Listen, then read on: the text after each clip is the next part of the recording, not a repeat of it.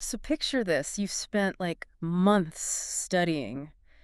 You know the vocabulary. You've watched the videos. You've memorized this terrible conjugation table. Oh, yeah, the worst. Right. Yeah. And in your own head, you are a completely fluent, eloquent speaker of your target language. Naturally. But then, you step out into the real world. You actually have to talk to a native speaker. You Yeah. open your mouth to deliver this beautiful sentence you crafted, and your brain just it completely packs its bags and leaves. Just gone. Totally blank. You end up sounding almost robotic, just squeezing out something painful like, hello, yes, English, goodbye. It isn't an incredibly common and frankly, like a mildly humiliating experience. Oh, absolutely. We've all been there. Yeah. It feels as though your brain and your mouth suddenly despise each other and just refuse to cooperate. Yeah. But while that disconnect feels like a massive intellectual failure, it's actually just a mechanical issue. It's a biological traffic jam, if you will. And clearing that traffic jam is basically our mission for today's deep dive. We are looking at an educational transcript that breaks down a highly specific fluency method. And it's designed to bridge that super frustrating gap between understanding a language passively and actually performing it in real time. Right. The performance part is key. Okay, let's unpack this. The source material calls this technique shadowing. And the definition they provide is very specific. You listen to a native speaker and you repeat what they say almost immediately. Yeah, exactly. You act as a vocal echo, basically staying just a fraction of a second behind the audio. You don't wait for them to finish a whole paragraph. Yeah. Or, even a full sentence. Right. If the audio says, I'm going to the store, you hear the first few syllables and immediately follow behind with, I'm going to the store. You're actually speaking over the recording as it continues. I have to stop you there and push back a little because if I just echo a phrase like, I'm going to the store over and over, that sounds incredibly basic. It does sound basic, yeah. Am I just supposed to become a human carrot? I mean, it feels like rote memorization without any real comprehension. I get that. It feels that way until you realize that speaking isn't purely a mental exercise. It is a highly complex physical workout. Oh, interesting. We often treat language like it's just math, right? Mhm. Like a set of rules to be calculated in your head. Yeah, totally. But think of it like going to the gym for your vocal cords. We freeze up in conversations because our tongue, our lips, our jaw, they literally do not possess the muscle memory to form unfamiliar syllables at native speed. Wow, okay.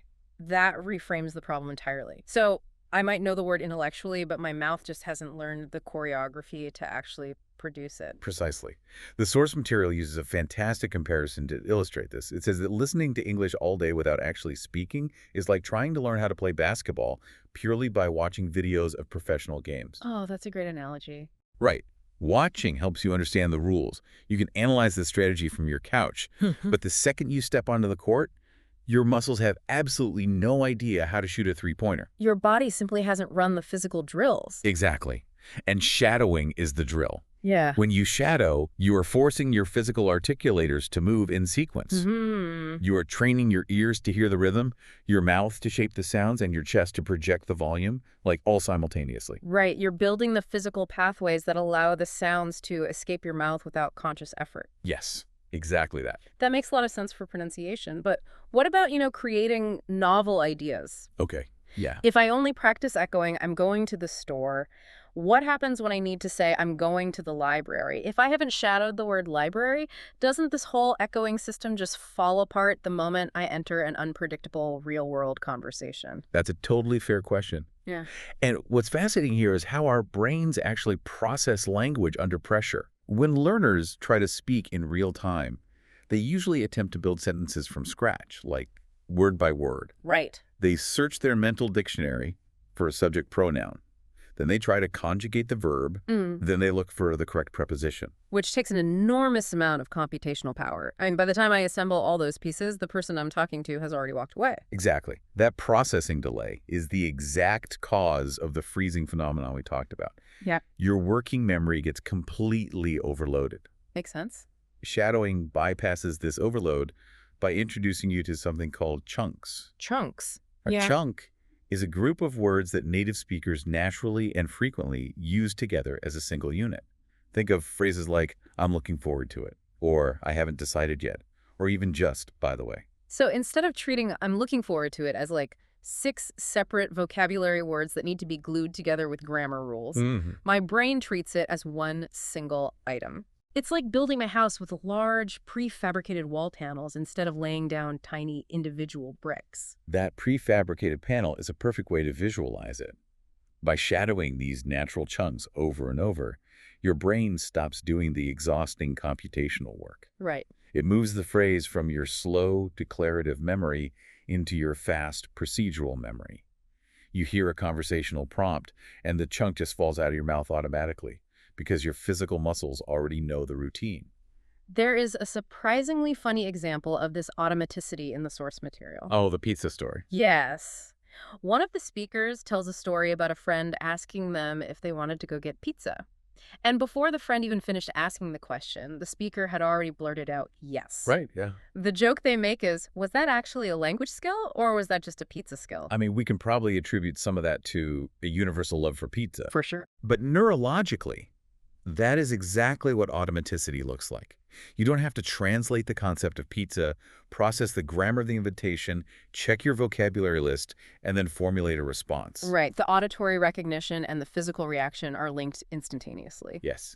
And the sources point out a huge real-world benefit to mastering these chunks too. Merely replacing your basic textbook vocabulary with these shadowed phrases instantly makes you sound more authentic. It elevates your fluency immediately. Like a beginner might always say, I'm tired, which is grammatically correct but slightly rigid. Right, very stiff. If you shadow conversational chunks, you naturally start substituting it with I'm exhausted or I'm wiped out. Exactly. Instead of the robotic, I understand, you effortlessly drop in, got it, or make sense. Yeah. These are the short, incredibly common expressions that signal to a native speaker that you belong in the conversation. It instantly puts them at ease. Okay, here's where it gets really interesting. Let's say you've mastered a solid library of these chunks. You still have to deal with the terrifying speed at which native speakers actually talk. Oh, yeah. That's the real test. In the real world, nobody speaks with the slow, deliberate enunciation of an audio textbook. No, not at all. And relying on that textbook clarity is exactly what sets learners up for failure when they try to watch a foreign film or, order coffee in a bustling cafe. The source material introduces a concept called connected speech. And this is the phenomenon where words literally mash together or disappear entirely. Yes, the blur. You look at a written script and it clearly says, what are you doing? But you listen to the native speaker and they produce this continuous blur of sound that comes out as, what you doing? Right, the syllables just bleed into one another. For a learner, connected speech is completely paralyzing because your brain is desperately searching for the acoustic spaces between words. Right. And when those spaces don't exist, the cognitive load becomes unbearable. It feels like you've learned absolutely nothing. So how does becoming a vocal echo solve the what you doing problem? I mean, if I'm just trailing behind the audio, how does that decode the blur? If we connect this to the bigger picture, shadowing forces you to abandon the written word and trust your ears exclusively. Okay. When you read, what are you doing, on a page, your brain wants to pronounce 4 distinct words. But when you shadow, you aren't reading. Yeah. You are hearing the blur, the what you doing, and mimicking that exact auditory shape. Wow. Yeah. And the true power of this technique is revealed by who actually uses it. Our sources highlight that shadowing isn't just like training wheels for beginners. Professional interpreters use shadowing exercises to maintain their cognitive reflexes. Wait, really? Professional interpreters, as in the people sitting in soundproof booths at the United Nations translating complex geopolitical speeches live? Yes, individuals whose entire career depends on processing dense information at lightning speed use this exact echoing technique. That is wild. Human working memory simply cannot translate grammar rules and vocabulary word for word in real time. The cognitive bottleneck is just too tight. Right. So interpreters use shadowing to keep their procedural memory sharp, allowing them to process chunks of sound automatically without conscious analysis. It's almost like learning to play jazz by ear instead of rigidly reading sheet music. Oh, I love that comparison. Yeah, like if you just listen to the track and hum along, you naturally absorb the swing, the pauses, the syncopation.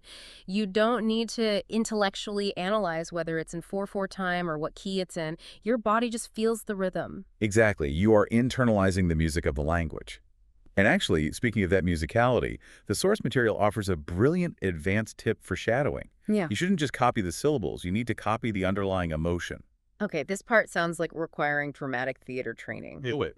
If the speaker on the audio sounds genuinely surprised, you have to repeat the chunk with actual surprise in your own voice. If they are annoyed, you have to furrow your brow and sound annoyed. It requires a bit of acting, absolutely. But there is a profound neurological mechanism at play here. Emotion encodes memory. Okay. The amygdala, which processes emotion, is deeply tied to the hippocampus, which forms new memories.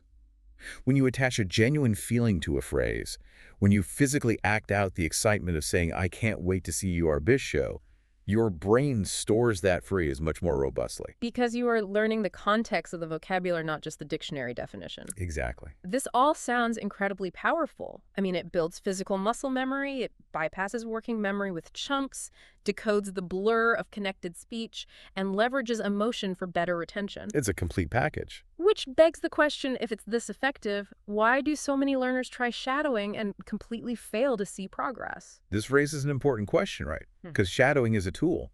And like a scalpel, if you hold it by the wrong end, it's not going to do what you want. The source material outlines several major pitfalls that completely short-circuit the neurological benefits we just discussed. I want to explore these pitfalls because I can easily picture a learner. Let's say they are doing the dishes while listening to a Spanish podcast. Okay, classic scenario. They're passively mumbling along to the audio, thinking they are shadowing, but they're just making vague phonetic noises. Yes. That passive mumbling is a huge trap. The source humorously refers to it as the blah blah English blah method. Also blah, English blah. The learner isn't actively listening. Shadowing requires intense focus on the specific sounds the native speaker is making, the subtle stress on certain syllables, the rise and fall of their pitch. Right. If you are just humming along while doing chores, your brain isn't forming new pathways. It's just reinforcing your existing incorrect pronunciation habits. And what if that same learner doing the dishes decides to shadow a complex university lecture or a fast-paced political debate? They might only understand words like be and hello. That leads to the next massive failure point, cognitive overload. Ah. You have to build physical confidence first. Yeah. Shadowing is not a vocabulary acquisition tool. It is a fluency tool. Oh, that's a crucial distinction. Right. You need to select audio where you already understand like 80 to 90% of the vocabulary. If your brain is burning all as fuel, trying to comprehend the meaning of highly advanced words, you have zero processing power left to focus on the physical pronunciation and the rhythm. Makes total sense. There is also the environmental factor. If you are listening to this right now in an apartment with paper-thin walls, you are probably terrified of your neighbors hearing you talk to yourself. Oh, for sure. The natural instinct is to whisper. The fear of sounding strange is very real, but whispering completely destroys the physiological feedback loop your brain needs. Really? Yeah. When you speak at full volume, your vocal folds engage. Your chest and skull vibrate. Your brain relies on that physical sensory feedback to encode the motor pathway. If you whisper, you are robbing your nervous system of the very data it needs to build muscle memory. So the neighbors just have to deal with it, basically. Pretty much. Another issue I notice is the temptation to pause the audio. If I'm trying to be a perfectionist, I might pause the track after every single word to ensure I pronounced it flawlessly before moving on. And by doing that, you completely obliterate the connected speech. You shatter the rhythm entirely. Right. The entire point of shadowing is to mimic the continuous stream of sound.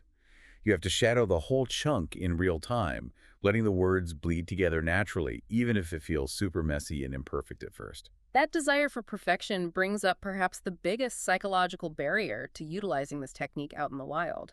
Even if a learner avoids mumbling, picks the right audio, speaks at full volume, and maintains the rhythm, they still have to overcome the perfection trap. Perfectionism is the absolute enemy of fluency. Learners paralyze themselves because they are terrified of making a grammatical error. They put native speakers on a pedestal, like viewing them as flawless grammar machines. But the secret revealed in our sources is that native speakers make mistakes constantly. Oh, constantly. We stumble over our words, we use the wrong tense, we lose our train of thought halfway through a sentence. The crucial difference is that a native speaker just keeps talking. Right. They don't freeze and mentally review a conjugation chart. The ultimate goal of language is to transfer an idea from one brain to another. Communication, not perfection. There is a brilliant story in the sources that illustrates this mindset shift perfectly. The restaurant story. Yes. One of the speakers describes traveling to a foreign city and going to a local restaurant. The waiter approaches the table and just completely rattles off the daily lunch menu at a blinding speed. It is the ultimate panic scenario for a learner. A situation where the cognitive load spikes instantly. Exactly. The moment most of us would just nod blindly and accidentally order something we don't want. Yeah. But instead of freezing, the speaker asks the waiter to repeat it, listens intently to the rhythm, and then applies shadowing right there at the table. They physically echo part of what the waiter just said back to them to confirm the order. That is a masterful real-world application. Shadowing trains your nervous system to stay calm when a fast talker throws a wall of sound at you. You learn to accept the ambiguity. You realize, hey, I didn't catch every single preposition, but I caught the rhythm, I recognized the chunks, and I grasped the core context. It completely shifts your internal monologue from, I must decode every word flawlessly, to, I have enough data to keep this interaction alive. It keeps you in the game. You are actively returning the volley instead of just standing flat-footed watching the ball bounce past you on the court. Every single practice session builds that resilience. Every sentence you echo matters. And every mistake you make in a real conversation isn't a failure. It's merely a data point that adjusts your muscle memory for the next interaction. Let's bring all these threads together. Today, we've explored how shadowing acts as the ultimate bridge between passive intellectual understanding and active physical speaking. It is not just a parlor trick or a lazy shortcut. It is a rigorous physical workout for your articulators. By echoing native speakers in real time, you stop relying on your working memory to build sentences word by word, and you start deploying natural chunks.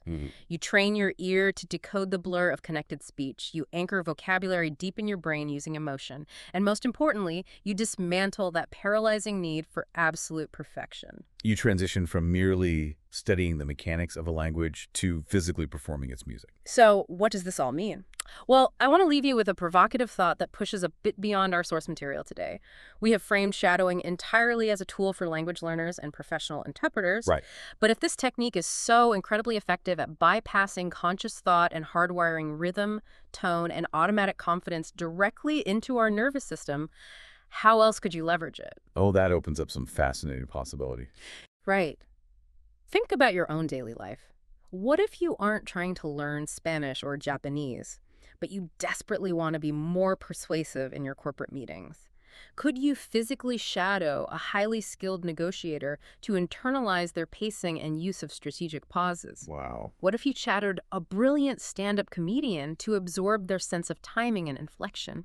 Or your favorite public speaker to download their natural authority into your own vocal cords?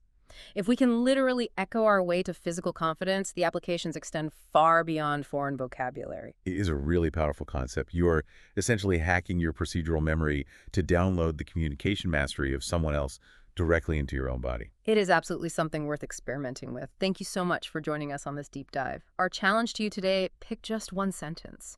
It could be from a target language you are learning, a movie scene you love, or a speaker you admire. Just one. Echo it out loud. Match the rhythm. Copy the underlying emotion. Speak from your chest, and please do not worry about what the neighbors think. Keep practicing, keep making mistakes, and keep speaking. Until next time, we're signing off. Catch you on the next deep dive.